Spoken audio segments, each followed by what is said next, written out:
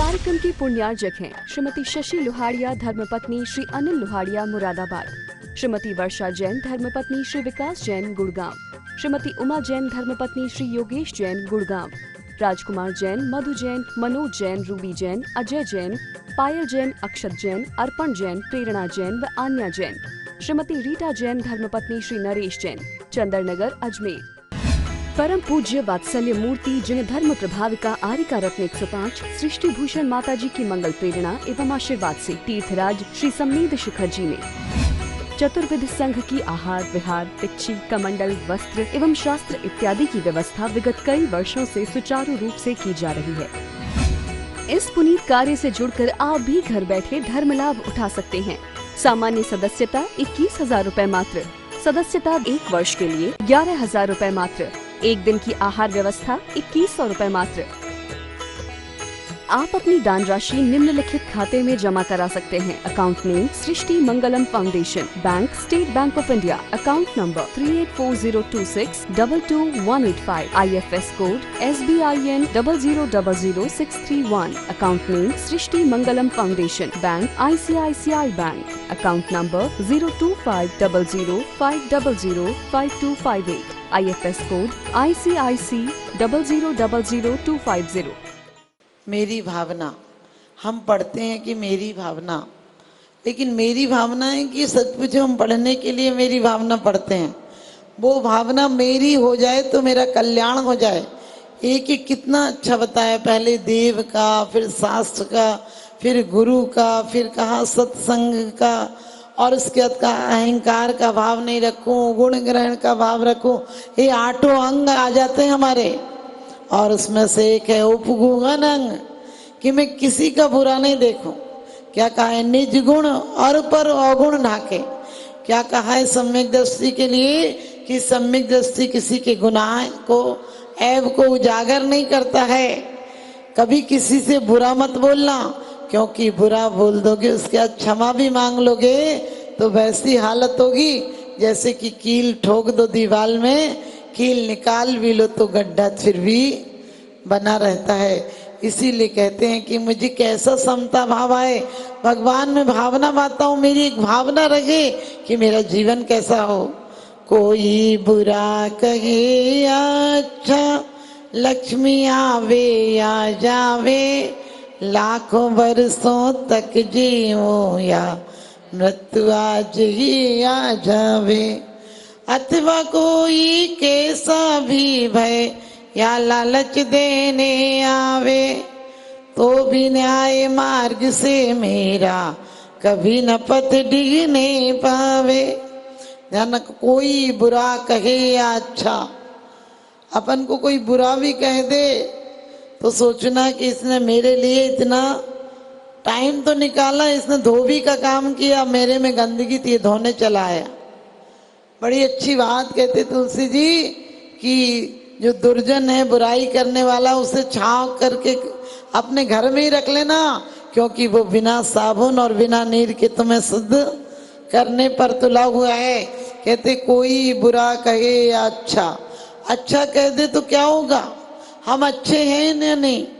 कोई हमसे कह देता आप बहुत अच्छी हो, अरे देखो अंदर में क्या है, अंदर झांक कर देखो तो कहते हैं बुरा जो देखन मैं चला, बुरा ना मिलिया कोई, जो दिल खोजा अपना तो मुझसे बुरा न कोई।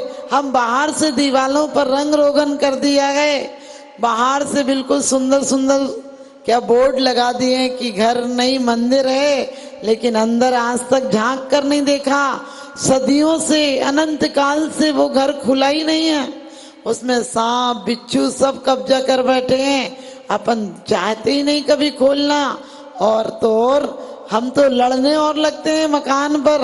इस देह को, ये देह मेरी, ये मकान मेरा, ये परिवार मेरा, ये बेटा मेरा, ये बेटी मेरी, ये पद मेरा। क्या है पद? सच बताना, वस्त्र उतार दो और घर से निकाल दो तो तुम में और चोर में पता नहीं चलेगा कि कौन चोर है कौन साहूकार है।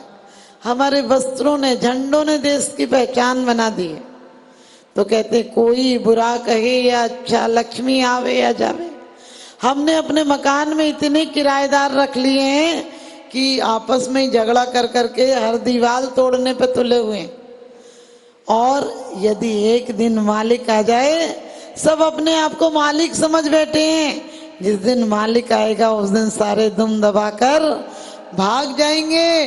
कल्याण मंदिर में कहा है कि जिस प्रकार से ग्वाला के आते ही चोर गाय को छोड़कर भाग जाता है, इसी प्रकार से आपका स्मरण, आपकी स्मृति, आपकी भक्ति, आपकी आराधना करने वाले के पाप कर्म शीघ्र ही भाग जाते हैं। एक व्यक्ति आकर मुझसे बोला, माता जी मेरी पत्नी पूरे शहर में सुंदर है। मैंने कहा किसने कहा? बोले वही कह रही थी। आप समझना, वही कह रही थी। तो आदमी अपने आप को तो बहुत बढ़िया समझता है, उसे दुनिया पापी लगती है, अपन सबसे बड़ा ईमानदार लगता है। जबकि देखो, क्योंकि कहते हैं न्याय के इशारे चोर बना रहे हैं, न्याय के इशारे चोर बना रहे हैं, मौन के इशारे शोर मचा रहे हैं। किस डॉक्टर के पास जाएं? क्योंकि ताकत के कैप्सूल ही कमजोर बना रहे हैं, ताकत के कैप्सूल ही कमजोर बना रहे हैं। हम घर से बच्चों को बेईमानी सिखाते हैं, हम दुकान में बैठता है तो बेईमानी सिखाते हैं, हम पेपर में बेईमानी सिखाते हैं, हमारे पहलू पे तो बच्चे को बेईमानी सिखाते हैं। फिर बच्चा बड़ा होकर बेईमान बन जाए तो इसमें क्या बड़ी बात है? क्योंकि आपने देखा कभी पत्नी पति की जेब से पैसे निकाल लेती, जरूरत पड़ती तो निकाल लेती, पति पूछे बोले आप कहीं खर्चा कराए होंगे। क्योंकि कितना पैसा होता है, 1 नंबर का, 2 नंबर का, 3 नंबर का। 1 नंबर का पैसा वो होता है जो आपको भी पता होता है, सरकार को भी पता होता है। 2 नंबर का वो होता है जो आपको तो पता होता है लेकिन सरकार को पता नहीं होता। 3 नंबर का वो पैसा होता है जो आपको तो पता होता है, ना आपके घर वालों को पता होता है, ना सरकार को पता होता है।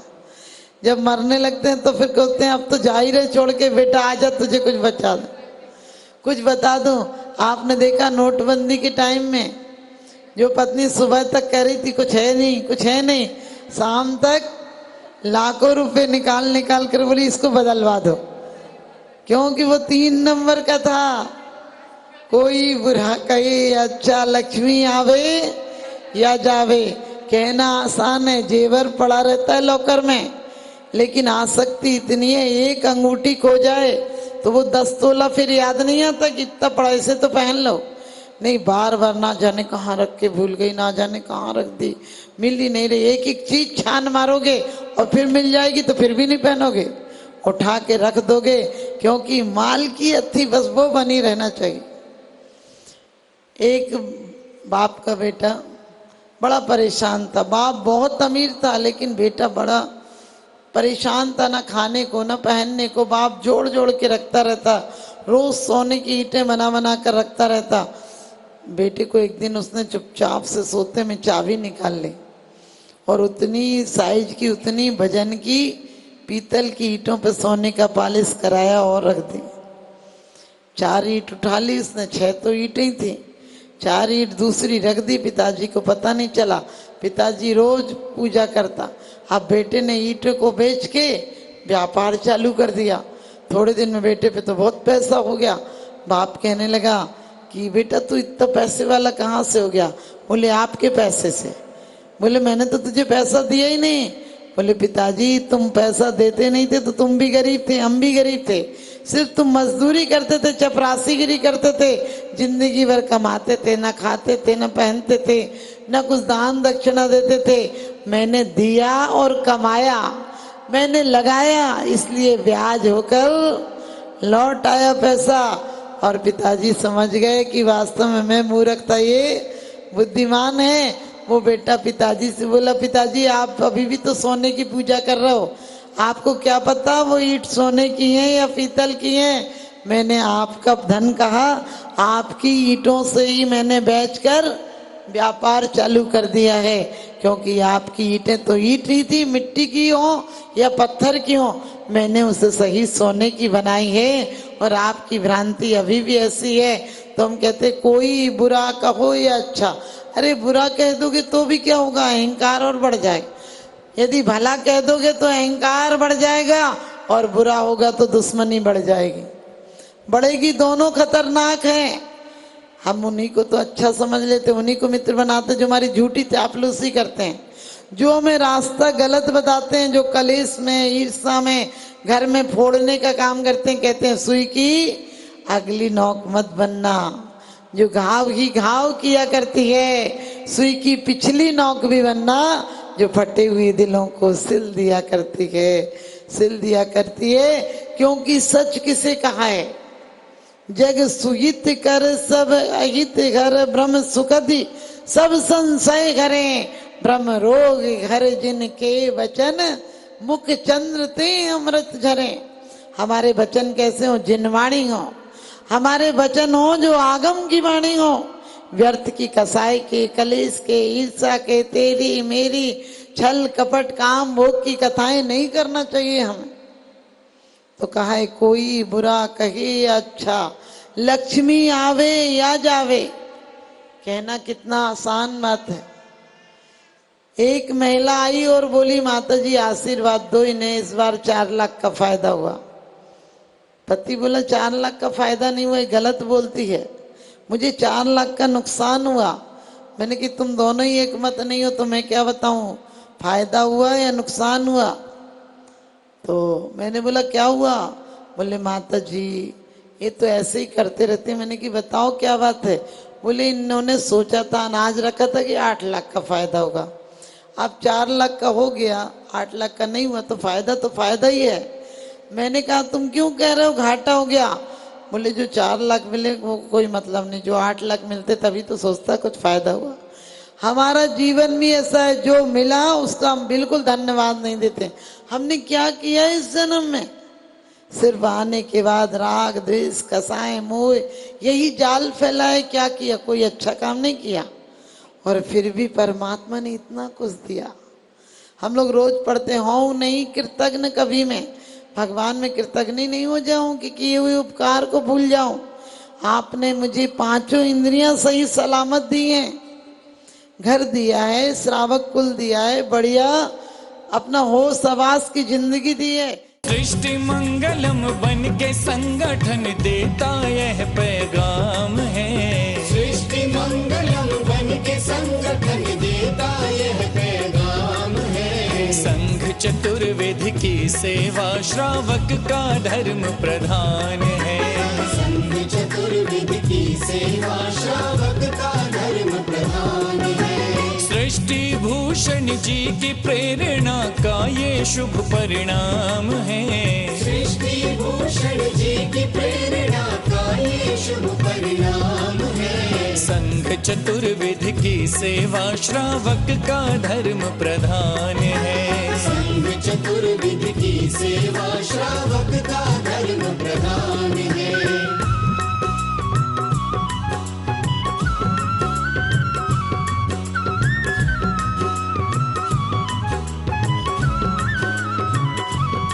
मारे सा मारे नी मनि सदा मारे नी सा, मारे सा मारे नी मनि सदा मारे नी सा।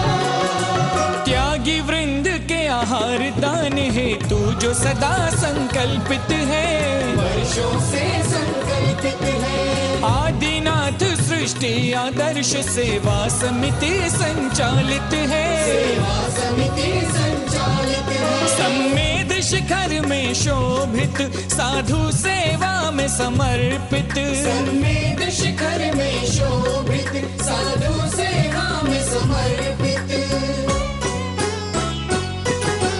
दूर करे साधकों की चर्या में जो भी व्यवधान है, दूर करे साधकों की चर्या में जो भी व्यवधान है। संघ चतुर्विध की सेवा श्रावक का धर्म प्रधान है, संघ चतुर्विध की सेवा श्रावक का धर्म प्रधान है।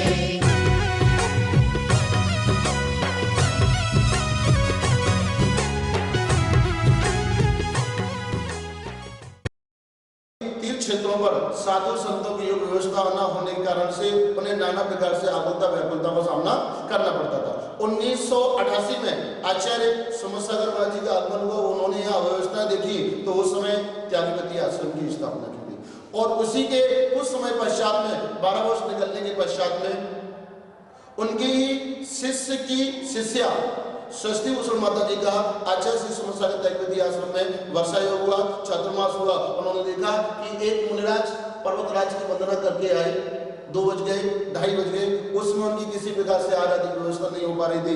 माता जी ने अपने संघर्ष लोगों को निर्देश देकर के तत्क्षण ही कुछ ही मिनटों में उनकी व्यवस्था आदि करवाई। और उस समय माता जी ने अपने जीवन में संकल्प कर लिया कि निर्वाण भूमि, शाश्वत निर्वाण भूमि सम्य सागर है। यहाँ पर संतजन, मुनिजन, गुरुजन, रत्नत्रय के धारियों को, गुरुजनों को कभी किसी प्रकार से आकुलता का, व्याकुलता का सामना न करना पड़े, इस हेतु जो भी करना पड़ेगा, लेकिन शाश्वत निर्वाण भूमि पर संतों, मुनियों, गुरुओं के शुद्ध आहार की व्यवस्था उन्होंने अपने हाथ में ली, बीड़ा उठाया और उसी का परिणाम है माता जी ने संकल्प किया। और उसी संकल्प के अंतर्गत षष्ठी मंगलम फाउंडेशन की स्थापना की और उस फाउंडेशन के अंतर्गत 20 वर्षों से निरंतर ही संतों, मुनियों, गुरुओं के आहार की व्यवस्था होती हुई यहाँ आ रही है, जहाँ पर बड़ी भक्ति के भाव के साथ में, बड़े आनंद के भाव के साथ में साधु संतों की अनुकूलता के अनुसार उनके आहार आदि की व्यवस्था तो